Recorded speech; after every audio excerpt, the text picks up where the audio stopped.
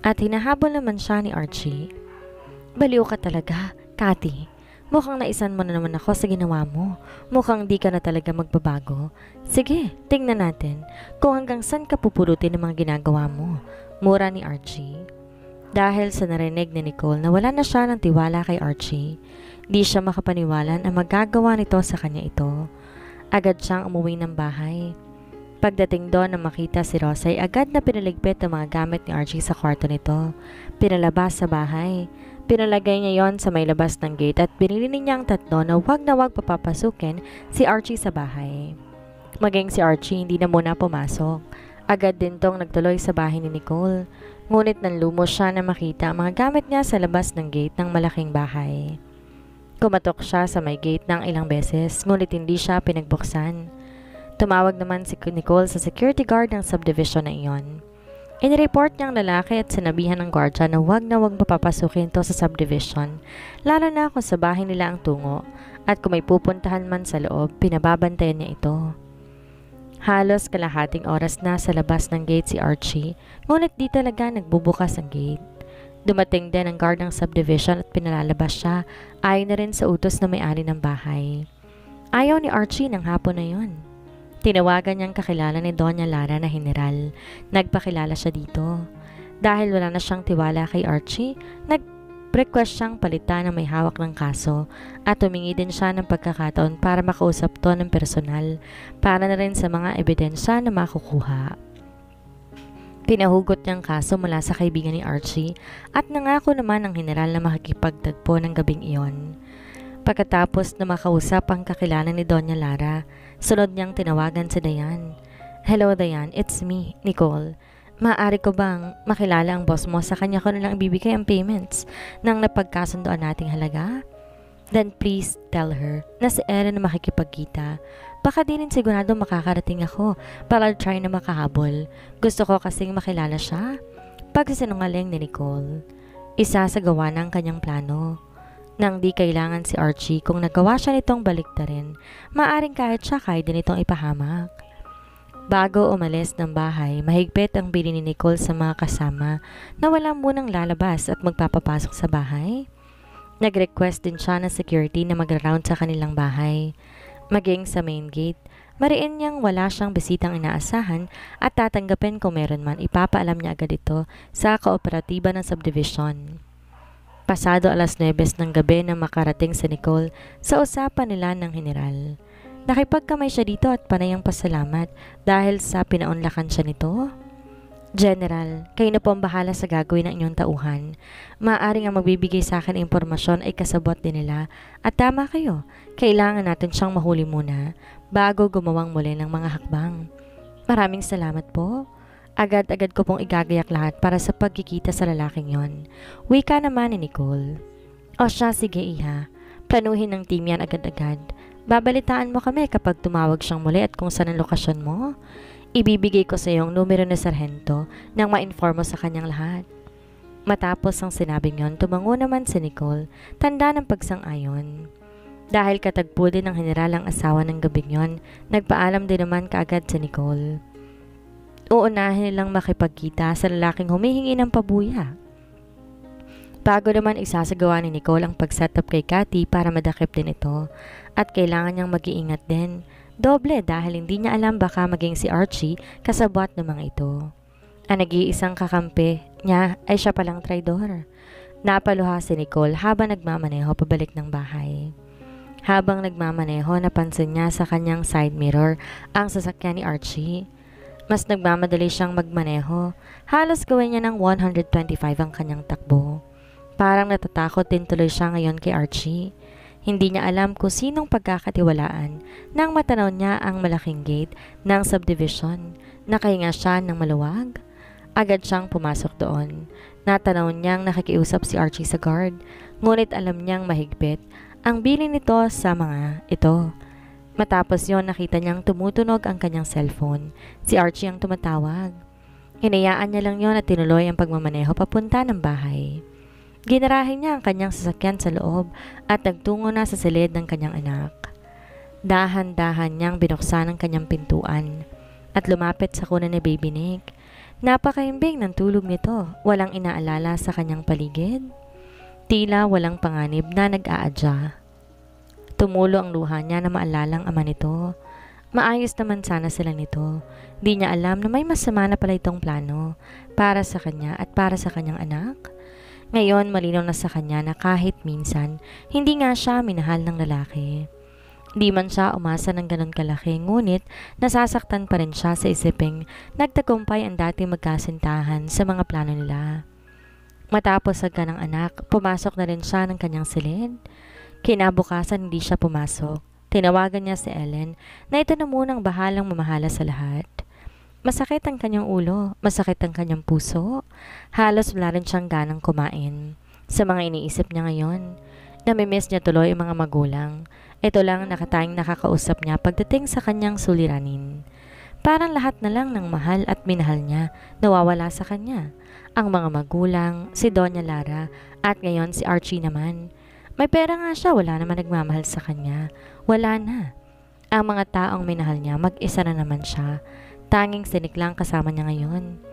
Yakap niya ang anak habang iniisip at binabalikan ang mga pangyayari. Naalala niyang sinabi sa kanya ni Doña Lara na gamitin ang pera para sa mabuti. Kailangan niya ng katarungan. Kailangan niyang pagigantihan ang taong may gawa sa pagkawala ng kanyang mga magulang. Nasa ganong senaryo siya ng pag-iisip nung may tumawag sa kanyang cellphone. Ito na rin ang numerong gamit ng lalaki. Sinagot niya yon at nangungumusta ang lalaki sa pera. Sinabi niyang ihahanda niya na bukas, kaya nagtanong na rin si Nicole kung saan sila magkikita. Para sa palitan ng pera at ebidensya, agad naman sinabi ng lalaki ang lugar kung saan sila magtatagpo. Matapos makausap ang lalaking estranghero, sunod niyang tinawagan ang ibinigay na numero ni General, si Sergeant De La Vega. Dahil sensitibo ang kaso na ito, minabuti ni Sergeant De La Vega na sadyain na lang si Nicole sa bahay nito. Kaya naman binibigay din niya ang kanyang address para mapag-usapan ang dapat na gagawing trap sa lalaking tumatawag kay Nicole para sa pagbibigay ng ebidensya. Matapos ang tanghalian, inaasahan na ni Nicole ang kanyang magiging bisita. Kaya naman tinawagan niya ang guard sa main gate at pinaalam na may darating siyang panauhin. Nang tumawag ang guard sa main gate ng subdivision at pinarating sa kanya na dumating na ang hinintay niyang bisita, ay agad naman pinapasok ang mga to. Nasa sala si Nicole at hinihintay ang pagpasok ng mga ito, samantala ang kasambahay na si Rosa naman nagbukas sa malaking gate para sa mga panauhin. Miss Nicole Ponzalan? Bungad naman ang naka-uniforming pulis. Yes, and you're Sergeant De La Vega? Kinagagalaw ko yung makilala. Wika ni Nicole. Matapos noon, pinaunlakan niyang maupo ang mga ito. 3 pulis na kanyang panauhin. Ma'am, sinabi ho namin ni General ang problemang magulang niyo pala yung namatay at balitang sumabog ang sinasakyan dito din sa subdivision na ito. Bungad na sagot ni Sergeant De La Vega.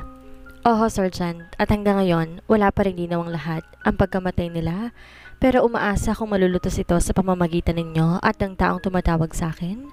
Wika naman ni Nicole. Matapos sabihin ni Nicole ang usapan nila ng lalaking tumatawag sa kanya, ang lugar kung saan sila magtatagpo at maging kung anong oras, ang team naman ni Sergeant De La Vega ay agad naglatag ng plano kung paano mahuhuli ang lalaking tumatawag kay Nicole. Nagpaalam ang mga pulis na pinaalalahanan naman si Nicole. Gagawin nila ang pakikipagpalitan kinabukasan ng hapon.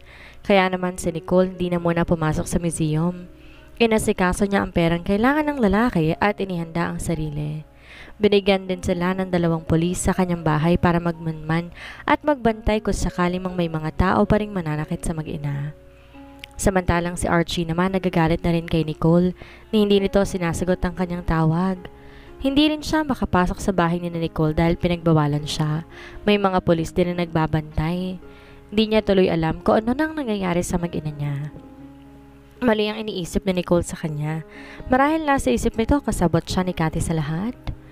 Si Nicole ng gabing yon, di naman dalawin agad ng antok. Nakita niyang panay ang tawag sa kanya ni Archie at wala siyang planong sagutin yon. Inihanda niya ang kanyang sarili sa magaganap kinabukasan. Di niya alam ang mangyayari sa susunod na araw kaya ngayong gabi, katabi niyang matutulog si Baby Nick. Matapos maihanda ang perang kailangan, nagbihis si Nicole. Isang simpleng jeans at t-shirt ang kanyang sinuot. Pagkatapos, kinarga niya si Baby Nick at nagpaalam sa mga katulong. Tinawagan niya si Sergeant De La Vega at sinabi niyang nakahanda na siya papunta sa mall kung saan usapan nila ng lalaking tumatawag sa kanya. Samantalang ang mga tao ni Sergeant De La Vega ay nakakalat na rin naman sa loob ng mall. Lahat sila ay nakasuot ng sibilyan para sa trap operation na gagawin. Nakita nilang pumasok si Nicole sa mall at kagaya ng usapan nila, sa isang food court sila nagkikita. Hinanap ni Nicole ang lalaking nakasuot ng damit ayon sa bigay nitong description sa kanya. Maraming nakasombrero sa food court kaya naglakad pa siya para hanapin at isa-isahin ang kulay ng kasuotan ng mga nakasombrero. Hanggang sa isang lalaking tumawag sa kanya, "Miss Ponzalan." Nilingon niyo ni Nicole. Marahil ito na ang lalaki dahil tugmang-tugma ang kasuotan nitong damit at sombrero. Nakapantalon at t-shirt na pula ito. May malaking peklat to sa mukha na tila isang taga ng itak. Lumapit si Nicole at naupo sa harap nitong upuan, samantala nakalatag ng isang envelope sa ibabaw na mesang nandoon. Inabot sa kanya yon ng lalaki. Pasimpleng inabot yun ni Nicole at binuksan. Nakita niya sa larawan si Cathy na may inaabot sa lalaking tila isang bungkos ng pera. Laking gulat niya na ang lalaking nagabot na envelope sa kanya ngayon ay siya ring nasa larawan. Anong ibig sabihin ito? Tanong ni Nicole sa lalaki. Magsasalita pa sana si Nicole na makita niyang may dalawa ng lalaki sa likuran ng kausap niya. May baril na nakatutok sa likuran nito. Alam niyang ang mga tauhan ni Sergeant De La Vega yon. "Walang hiya ka, wala ka ni isang salita. Set up tong ginawa mo sa akin." Galit na wika ng lalaking may peklat sa mukha. Agad na nilagyan to ng posas ng dalawang pulis. Ang mga nandoon na kinuod sa mga kaganapan. Nagulat sa mga eksena. Ang iba'y mababakas ang pagkagulat na makita ang baril na nakatutok sa lalaki. Matapos malagyan ng posas ang lalaki at makita nitong madami palang pulis sa paligid, di na ito mapila pang makawala, sumama na lang ito. Agad namang lumapit si Sergeant De La Vega kay Nicole. Kinuha ang hawak na envelope at dahil nasa labas na ang larawan, inusisa na rin yon ni De La Vega. Nakita ni Nicole ang larawan ni Cathy pero hindi pa malinaw sa kanyang lahat. Isa sa ilalim pa sa interrogation ang kanilang nahuli para malaman lahat ng sangkot sa krimen. Hawak ni Sergeant De La Vega ang lahat ng larawang binigay ng lalaking nahuli nila. May tape din doon sa presinto nilang pinakikinggan iyon. Diretso sa police station ang kanilang team. Nakasunod din si Nicole sa mga ito. Ito ang unang pagkakataon na tumapak siya sa police station. Kaya naman kahit wala siyang kaso kinakabahan siya. Agad tinanong ang lalaki sa totoo nitong pangalan. Nakilala nila to sa pangalang Valdo Legaspi. Napag-alaman nilang dati palang may record na to sa police. Kaya tinuloy-tuloy nila ang pagtatanong dito sa gusto nilang malaman. Mahirap pakantayin si Valdo, ngunit tinakot siya ni Sergeant De La Vega na siya ang sasalo sa lahat ng kasalanan kapag hindi to kakanta ng maayos.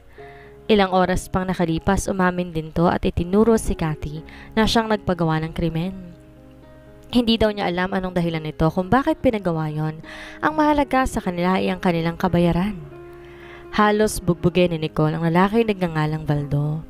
Sobrang galit ang nararamdaman niya para dito. "Hindi mo alam ang ginawa ko para iligtas ang buhay ng tatang ko tapos kayo lang kikitil ng buhay niya? Mga hayop kayo!" Sigaw ni Nicole sa kabila ng pagsampal at paghampas ito sa lalaki. Inagapan agad siya ni Sergeant De La Vega. Inawat sa ginagawa nito. "Tama na, Miss Ponzalan, baka mapatay mo pa yan. Hayaan mo sanang batas na lang humatol sa kanya." Mahinahon namang wika ni Sergeant De La Vega. Di madaling napakalma si Nicole. Naalala niya si Cathy. Marami na siyang atraso sa kanya at oras na para naman maningil siya. Agad nagpaalam para makaalis si Nicole sa presinto. "Miss Ponzalan, ang bawat gagawin niyo sana'y pag-isipan ninyo na hindi masayang panahong gugugulin niyo sa taang pupuntahan niyo. May batas tayo at pwedeng maparusahan lahat ng may kasalanan." Wikang muli ng pulis. Ngunit umalis pa rin si Nicole na tila walang narinig. Di maampat ang luhang kumakawala lalo na't nalaman niya na ngayon ang taong may kagagawa ng lahat. Alam ni Archie ang lahat tapos inilihim na sa akin. Magsama silang dalawa. Galit na wika ni Nicole. The face-off. Isang paghaharap ang gagawin ni Nicole para mahuli din sa Cathy. Tinawagan niya si Miss Gutierrez para makipagtagpo kinabukasan. Ngunit idinin niyang sinamang amo nito para makausap niya at handa siyang magpahiram ng puhunan dito. Dahil ang pawn shop nito ay isang kilalang ngunit magiging sister company ng itatayo ng shop. Sa nalaman ni Cathy, agad siyang pumayag makipagkita sa buyer ng mga alahas at taong handang magpahiram ng malaking halaga sa kanyang shop. Kasama ni Nicole si Ellen at kasama din ni Miss Gutierrez si Cathy. Lahat nakaplano ng walang kinalaman ang dalawang assistant. Pinaalam niya kay Sergeant De La Vega ang kanyang plano at sumang-ayon naman to kagaya ng naunang plano. Huhulihin din nila ang may pakana ng lahat. Ngunit di na nagsama na maraming tauhan pa si Sergeant. Dalawa lang silang re-responde dahil babae ito at tiyak na hindi nito alam ang mangyayari o po pwedeng mangyari. Sa isang kilalang restaurant ang usapan ng dalawang partido sa pakikipagkasundo ng shop at kabayaran ng mga alahas. Nauna nang dumating si Ellen at maging ang mag-among Cathy at Miss Gutierrez ay nandoon na. Napakatagal ng amo ha? Mukhang baguhan sa negosyo at di alam ang oras. Mataray na wika ni Cathy kay Ellen. Naku, parating na rin ho yun. Ayaw ho nang narelate nun kaya tsak paratang na din yun. Pag-aalo naman ni Ellen. Ay, wala akong tiyagang maghintay ng matagal. Anyway, kung interesado siya, pasyalan niya na lang ko sa bahay ng kaibigan ko. Mataray na wika ni Cathy. Tatayo sana siya na may nagsalita sa kanyang likuran. Masyado ka naman atang mainipin na ngayon, Cathy. Bungad ni Nicole dito. At ano namang ginagawa mo dito, pulube? Mataray na sagot ni Cathy. Ma'am, hindi ho siya pulube. Siya ho ang bumili lahat ng alahas at hindi din ho siya magpapahiram ng pera sa inyo. Agad namang agaw ni Miss Gutierrez. I don't care. Kung siya man, basta't para sa akin, isa pa rin siyang pulube. Tila wala sa sariling sagot naman ni Cathy. Ha? Ako ang pulube at ikaw nakakaangal? Wow, ang kapal ng pagmumukha mo ah. Angel ni Nicole dito. Ang dalawang assistant naman nawiwirdohan sa kanila. Sasampalin sana ni Cathy si Nicole nang maagapan naman ng huli ang kamay nito. Nagtayuan ang dalawang assistant. Nandito ako para sa tatlong bagay, Cathy. Wika ni Nicole. Pak! Isang sampalang pinadapo ni Nicole sa kaliwang pisngi. Para yan sa inang ko, Cathy. Wika ni Nicole. Hinawakan naman ni Ellen ang amo, ngunit hinawi ni Nicole ang kanyang kamay sa pagkakahawak ni Ellen. Pak! Isa pang sampalang pinakawala ni Nicole sa kaliwa namang pisngi nito. Galit na galit si Cathy at hinila niya ang buhok ni Nicole, ngunit agad namang hinawakan ni Miss Gutierrez ang amo. Para sa tatang ko ang sampal na yan, wika pa ni Nicole. At isang maliit na bote ang kinuha ni Nicole mula sa bag nito. Naalala mo ba nung sabuyan mo ako ng asido? Ito yon. Di na natapos pa ang sasabihin ni Nicole dahil mabilis na dinampot ni Cathy ang bag at tumakbo papalabas sa pintuan ng restaurant. Ngunit maagap na hinawakan ni Sergeant De La Vega ang babae. Miss Ponsalan, siya ba ang nasa larawan? Tanong naman ng pulis. Maaring nanibago sila sa itsura ni Cathy. Ang lalim ng mata nito at nangingitim ang paligid na tila ba ay bag na napakalaki. Siya na nga, Sergeant, at wala nang iba. Tugon na naman Nicole. Mama, anong ibig sabihin nito? Singit naman ni Ellen. Di naman sinagot ni Nicole ang tanong nito, bagkos sinarap si Cathy. Sergeant, pakihawakan yan. Malaki atraso niyan sa akin nung sinabuyan niya ako ng mukha ng asido. Ngayon ako naman ang gagawa nun para maramdaman mo kung anong pakiramdam na ginawa mo sa akin noon. Galit na wika ni Nicole. Halos nagpupumigla si Cathy sa dalawang pulis na may hawak. Bitahon niyo nga ako. Mga siraulo ba kayo? Sasabuhin niyo mukha ko ng asido? Ilayo niyo ako sa kanya. Palahaw na sigaw ni Cathy. Ang mga naroon halos hindi na makahinga sa mga nasasaksihan. Pilit na sinisipa ni Cathy si Nicole palayo, ngunit hawak na ni Nicole ang bote at ilang sandali pa. Sinaboy niya na iyon sa pagmumukha ni Cathy. Walang hiya ka, Nicole. Magbabayad ka. Galit na sigaw ni Cathy, ngunit tumawa naman si Nicole sa reaksyon ni Cathy. Kapag mga demonyo talaga, takot sa holy water. Cathy, dumilat ka, hindi ako kasing sama na ugali mo. Holy water ang tinapon ko sa mukha mo, nang sa ganun, mabawasan naman yung konting kasalanan mo. Natatawang wika ni Nicole. Maging ang dalawang pulis ay natawa sa reaksyon ni Cathy. Sobrang takot at nagtititiri ito na tila may nasusunog nga sa kanya. Sige na, Sergeant. Dalhin niyo na yan sa bago niyang bahay, wika ni Nicole.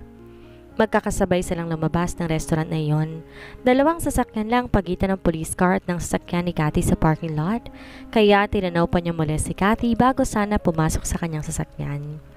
Ngunit mabilis kumilos si Cathy. Binunot niyang baril na nasa bewang ng pulis at mabilis pinaputok sa kinatatayuan ni Nicole. Mabilis ang balang tumagos sa katawan ni Archie. Mabilis iniharang nito ang katawan na makita ang gagawin ni Cathy. Sapol ang likod ni Archie na biglang kumawala sa baril na hawak ni Cathy. Payakap na bumalandra ang katawan ni Archie sa katawan ni Nicole. Sa bigat ni Archie pati sa Nicole, napabagsak sa sahig ng parking lot. Kanina pa nakasunod si Archie kay Nicole. Gusto niya itong makorner at makausap, kaya naman hinayaan na lang niyang matapos sa pag-uusap sa loob ng restaurant. Na makalabas sa mga ito, nagmessage siya sa mga mangyayari. Nakita niya ang ginawa ni Cathy, kaya naman mabilis siniyang dinaluhan ang katawan ni Nicole para saluhin ang batla na dapat ay Nicole tatama. Nagulat si Nicole sa mga pangyayari. Nakita niya na lang nakayakap na si Archie sa kanya at tuguan ang katawan nito. Napamura naman si Sergeant De La Vega sa ginawa ni Cathy, kaya mabilis niyang inagaw ang baril at nilagyan ito ng posas. Ang isang pulis naman dinaluhan si Nicole. Tinutulungan na maisakay ang lalaki sa sasakyan ni Nicole. Natulala pa si Nicole. Di siya makatayo agad. Nanginginig ang buo niyang katawan. Inalalayan pa siya ng pulis para makatayo. "Ma'am, kung di niyo kaya magmaneho, ihahatid ko na kayo. Mauubusan ng dugo ang lalaking to," wika naman ng pulis. Hindi kaya ni Nicole na magmaneho kaya tumango siya sa pulis. Matapos yon, sinanyasan nito sa De La Vega na inabot naman ni Nicole ang susi sa pulis para ipagmaneho sila. Na makita niya si Archie, nakapikit ang mga mata nito. Galit siya dito pero hindi niya naman nais na ganito ang mangyari sa lalaki. Kung si Cathy ganun lang ginawa niya, ito pa kaya na malaki ang tulong na ginawa sa kanya? Archie, bakit pa kasi ginawa mo yun?